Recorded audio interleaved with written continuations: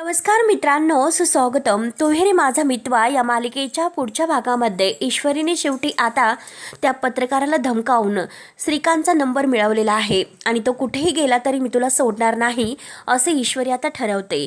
त्यानंतर आता इकडे वल्लरीला खूप टेन्शन येते, कारण 50 लाखाचे जे काही आता तिला तरतूद करायची आहे तर त्याचं तिला टेन्शन येतं की 50 लाख रुपये मी कुठून आणू, साठी मला आता काहीतरी मोठं करावं लागेल असे ती ठरवते. त्यानंतर आता इकडे ईश्वरी सुप्रिया रडत असताना तिला म्हणते की हे बघ, तो श्रीकांत धुमाळा आहे असा लपून लपून किती दिवस मात्र तो लपणार आहे, तर पण त्याला माहिती सुद्धा नाही की हम उधार देते सुद्धा नाही और लेते सुद्धा नाही, कळेलच त्याला आपला इंदोरी झटका.